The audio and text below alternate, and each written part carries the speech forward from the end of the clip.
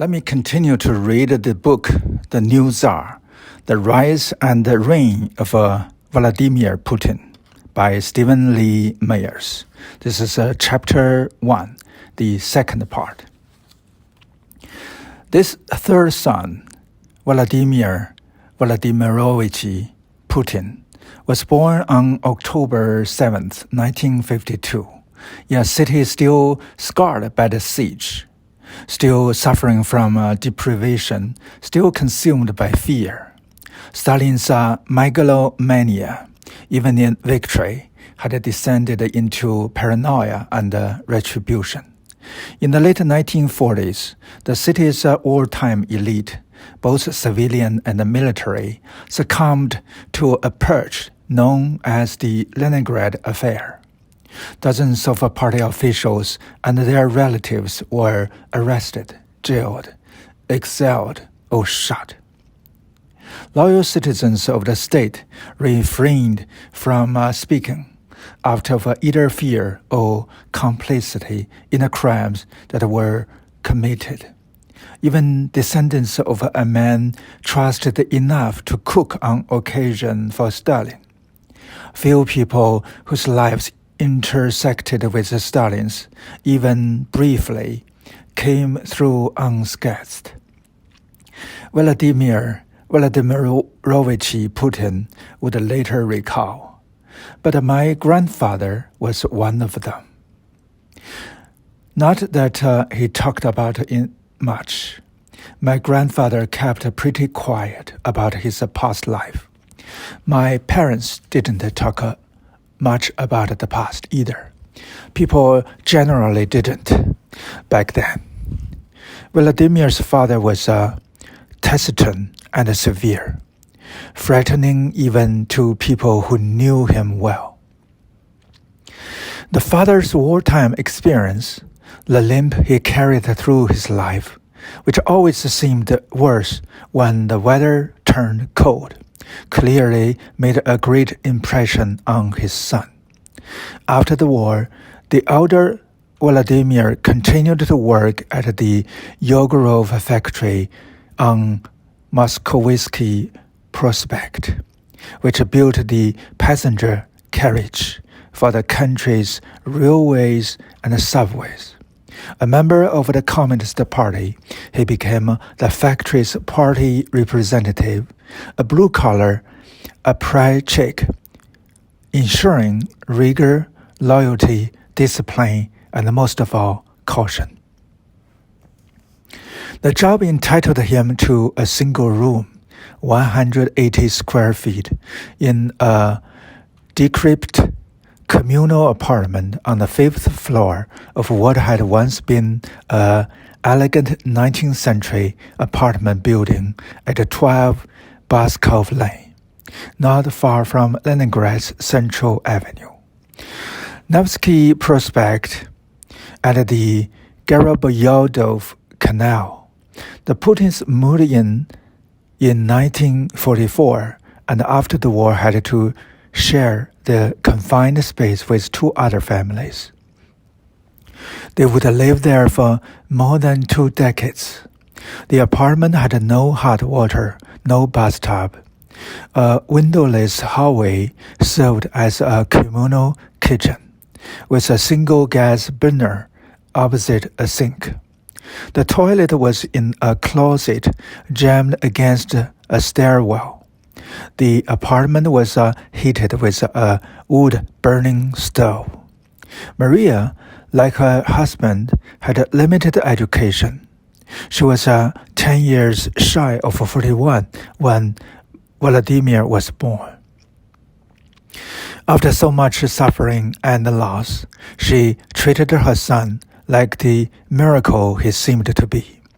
She toiled in various manual jobs, cleaning buildings, washing test tubes in a laboratory, and delivering bread, all jobs that left her more time to tend to him.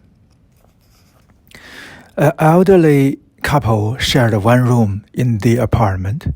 An observant Jewish family with her older daughter, Hava, shared the other. The younger Vladimir, the only child in the communal home, remembered the elderly couple fondly and spent as much time with them as with his parents. They became surrogate grandparents, and he knew her as Baba Anya. She, like his mother, possessed a deep religious faith. The Russian Orthodox Church, repressed by the Soviet regime, was allowed to function openly during the war to help rally the nation, though it would be severely repressed again when the guns fell silent. As Vladimir would later tell the story, on November 21st, when he was 7 weeks old, Baba Anya and Maria walked 3 blocks through the winter chill to the Transfiguration Cathedral, a yellow 18th century monument built in the neoclassical style of many of the city's churches, and there they secretly baptized the boy.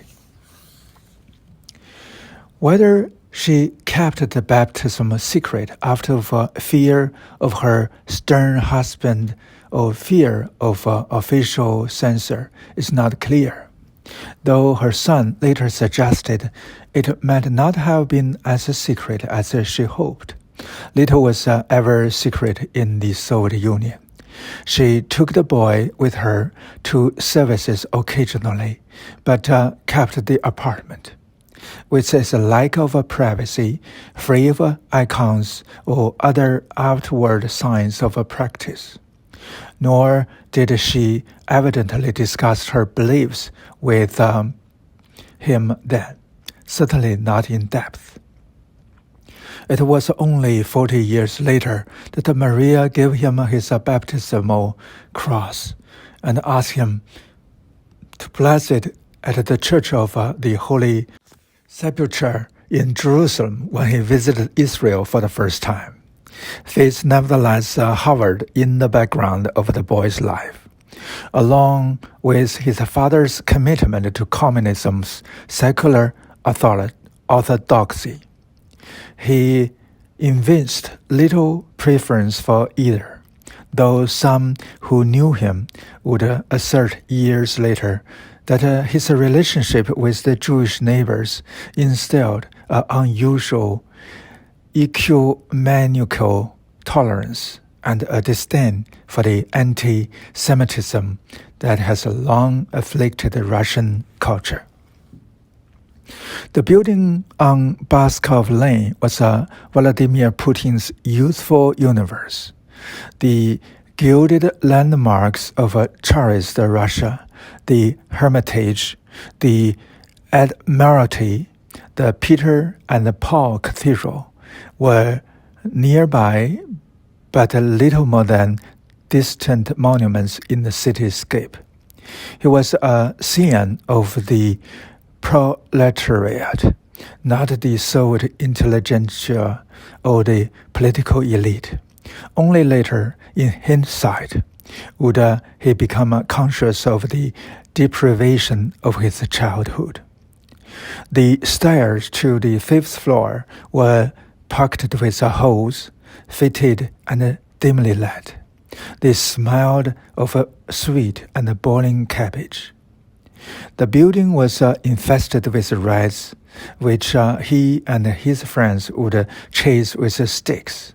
It was what passed for a game, until the time he cornered one at the end of a hallway.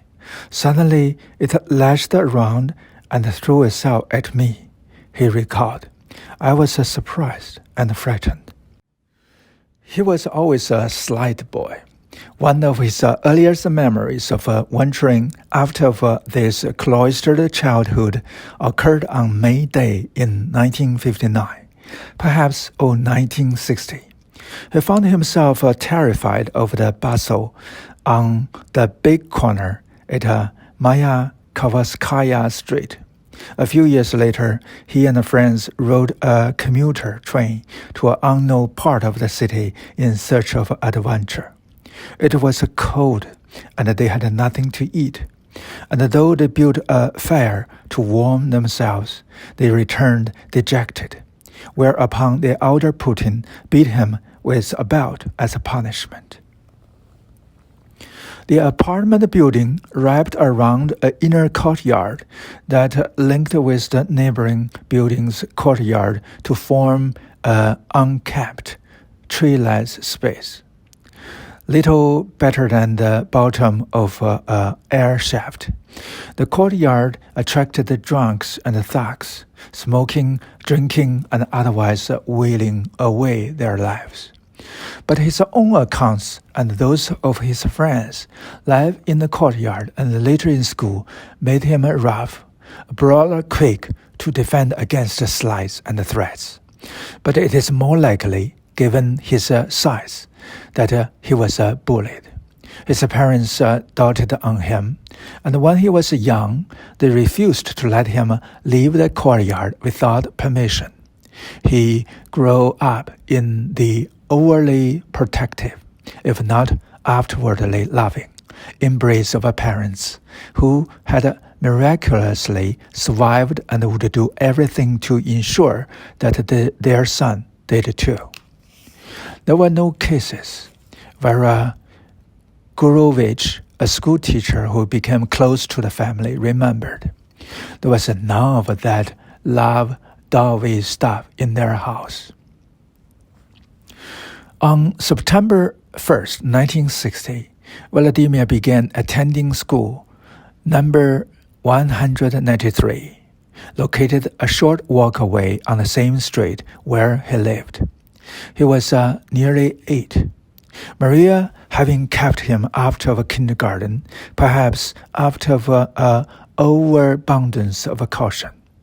He lacked the social adeptness he might have developed had he grown up around more children. He showed up on the first day carrying not flowers for his teacher as tradition dictated, but a potted plant. In school, he was an indifferent student, petulant and impulsive, probably a little bit spoiled. Vera Gurovich called him a whirligig because he would walk into class and spin in circles. He was highly disruptive in and out of class, more inclined to hang out with boys she considered a bad influence, including 2 older brothers named Kovshov. He was caught in school carrying a knife and was once rebuked for delinquency for a neighborhood party committee, which threatened to send him to an orphanage. His behavior initially kept him out of the Pioneers, the Communist Party youth organization whose membership was a rite of passage. By the 3rd grade, he was one of only a few among his 45 classmates who had not joined.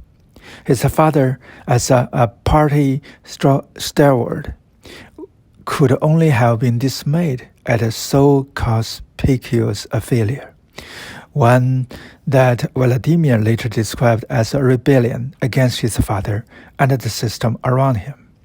"I was a hooligan, not a pioneer," he said. Vera Gurovich, who met him in the 4th grade, eventually complained to his father that the boy was intelligent but disorganized and uninterested. "He's not working to his full potential," she told the senior Vladimir at the apartment on Baskov Lane, which she described as horrid, so cold, just awful. "Well, what can I do?" Vladimir Spiridonovich replied. "Kill him or what?" Vladimir and Maria nevertheless promised Gurovich that they would rein their son in. The father pressed him to take up boxing, though the slight boy quickly gave it up when he said a punch broke his nose. Instead, he turned to martial arts, apparently against the wishes of his parents, protracting sambo, a Soviet style that mixed judo and wrestling and was more suited to his diminutive stature or pugnacious nature. One of his coaches became a decisive influence in his life. Anatoly Raklin worked at the Trod or Labor Club not far from Baskov Lane, and in 1965 Putin, now in the 5th grade, joined it. Raklin had to reassure Vladimir's parents that we do not teach anything bad to the kids. The discipline and the rigor of sambo and later judo intrigued the boy in a way nothing else had. The martial arts transformed his life, giving him the means of asserting himself against larger, tougher boys. It was a tool to assert myself in the park, he would say. It also brought him a new circle of friends, especially two brothers, Arkady and Boris Rotenberg, who would stick by him throughout his life. The martial arts gave him orthodoxy. He found neither in religion nor in politics. It was more than mere sport. He believed it was a philosophy. It was a sport that dragged me off the streets, he once recalled. To be honest, the courtyard wasn't a very good environment for a kid. This made perhaps too much of his transformation. His claims to have lived the life of the jungle sounded more like a bravado. The courtyard's squalor and abased occupants might have once intrigued him, but they also instilled a disdain for drinking and smoking, for sloth and disorder. Nevertheless, once he found his passion for the martial arts, he exhibited a steely determination to succeed. Since Trod required decent grades for membership, he made more effort in school, and by the 6th grade, his grades had improved.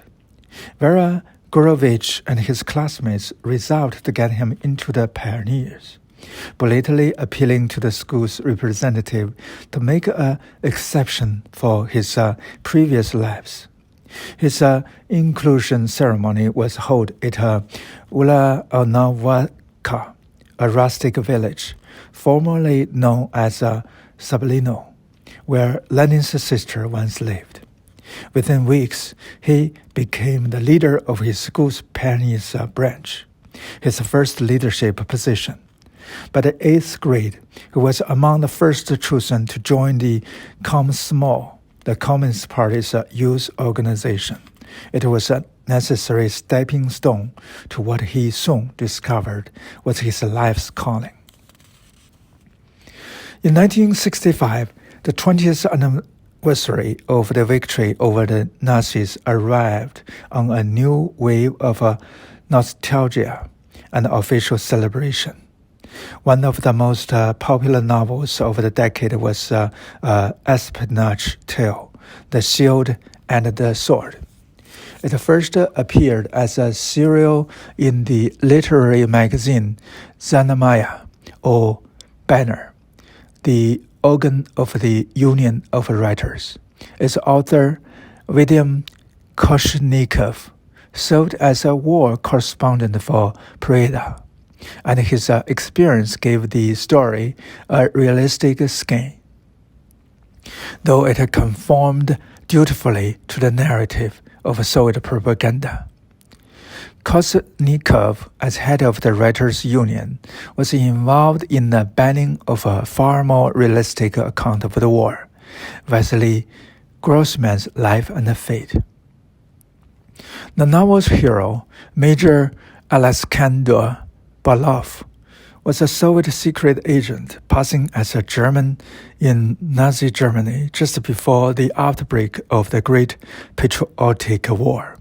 Using the alias Jonathan Weiss, he rises through the ranks of the Abwehr, the Nazi military intelligence organization, and later the Staff OSS, which is courageous in battle, stoic and unyielding, even when tortured.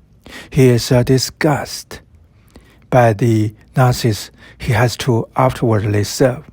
Disgusted by the Nazi he has to appear to become, but obligated to endure the experience in order to sabotage the German war effort. He had never supposed that the most difficult and torturing part of his chosen mission would be in this splitting of his own conscious self. Kozelnicki wrote, to begin with, he had even been attracted by this game of putting on somebody else's skin and creating his thoughts and being glad when these coincided with what other people expected of this created personality. It was not Tolstoy, certainly. It was to an impressionable teenage boy, much, much better. 3 years after its publication, the book became a 5+ hour film, with Kozelnicki credited for the screenplay. It was the most popular movie in the Soviet Union in 1968, a black and white homage to the Secret Service, to what had by then become the KGB. Vladimir Putin, then almost 16, was enchanted. He and his friends watched the movie repeatedly. More than 4 decades later, he could still remember the lyrics to the film's sentimental theme song. Whence does the motherland begin? Redolent of birds and birches in the Russian heartland. Vladimir promptly gave up his childhood dreams to become a sailor, as his father had, or maybe a pilot. He would become a spy, imagining himself as a future Major Belov-Com, John Weiss, handsome, fit, and empowered single-handedly to change history.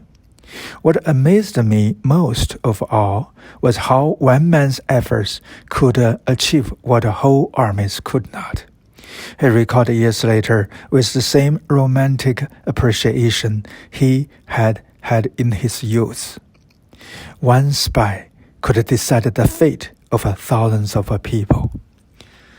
Let me stop here.